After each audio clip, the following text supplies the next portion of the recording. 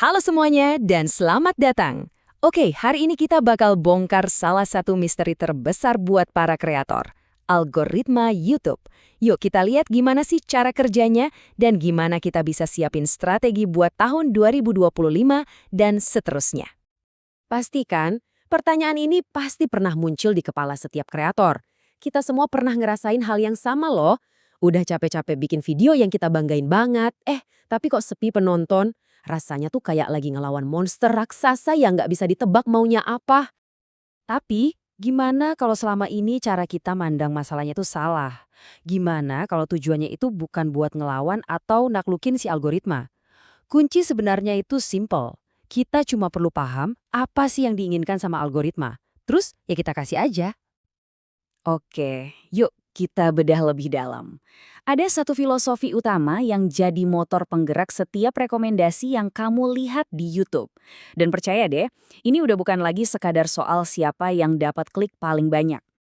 Nah, mata uang baru di YouTube sekarang itu namanya waktu tonton bernilai.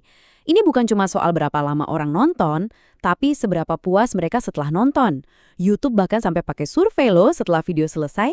Jadi video yang dapat rating tinggi, wah itu udah kayak emas buat algoritma. Ini nih yang nunjukin pergeseran paling dasarnya. Dulu, yang penting cuma klik, titik. Sekarang, tugas utama algoritma itu bikin penonton nonton terus. Pindah dari satu video yang bikin puas ke video puas berikutnya. Tujuannya buat memperpanjang sesi nonton mereka. Terus gimana caranya YouTube ngelakuin ini? Nah, yang penting banget buat kita pahami adalah algoritma itu nggak kerja dengan cara yang sama di semua tempat. Ada 3 arena utama di mana video kamu bisa ditemuin. Dan masing-masing itu punya aturan main sendiri-sendiri. Intinya gini, beranda itu nampilin apa yang menurut YouTube kamu suka. Video yang disarankan itu soal video apa yang bagus buat ditonton abis ini. Kalau pencarian, ya jelas buat jawab pertanyaan kamu. Jadi jelas banget kan, satu strategi buat semua arena ini nggak bakal berhasil. Nah, dari sini kita bisa bangun strategi konten kita. Artinya, kita harus bikin tipe video yang beda-beda buat tiap arena. Konten hero yang berpotensi viral buat beranda, serial hub yang bikin nagih buat kolom disarankan, dan konten help yang jawab pertanyaan spesifik buat pencarian. Oke, teorinya cukup ya. Sekarang kita masuk ke bagian praktisnya. Apa aja sih langkah-langkah nyata yang bisa kita lakuin biar sejalan sama cara kerja algoritma? Sebelum algoritma bisa nilai konten kamu, penonton harus mau ngeklik dulu kan? Keputusan itu dibuat cuma dalam sepersekian detik. Dan pertempuran buat dapetin klik ini dimenangkan oleh 3 senjata utama.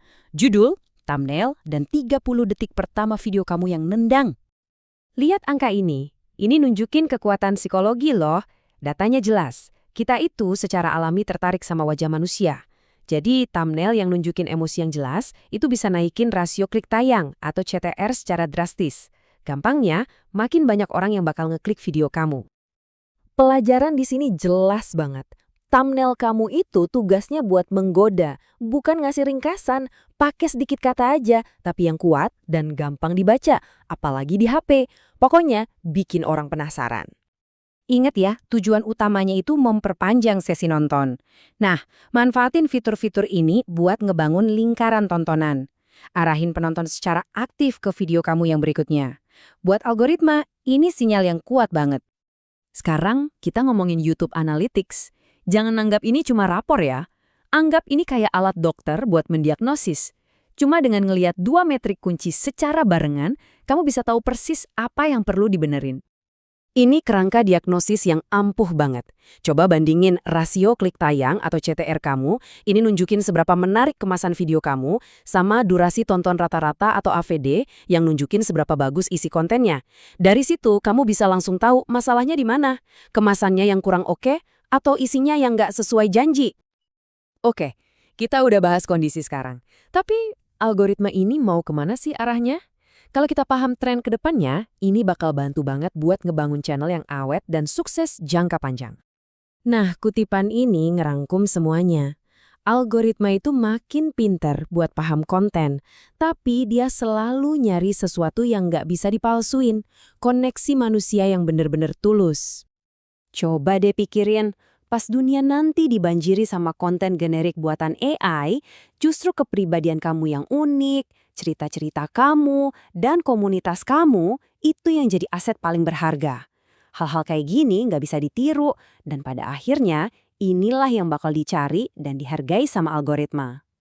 Jadi saya mau tinggalin kamu dengan satu pertanyaan buat direnungkan. Nanti pas kamu lagi ngerencanain video berikutnya, jangan cuma nanya SEO-nya udah bagus belum, coba tanya ke diri sendiri. Konten ini terasa asli nggak ya? Video ini bisa ngebangun koneksi nggak ya? Karena di masa depan YouTube, itulah yang bakal jadi pembeda sejati.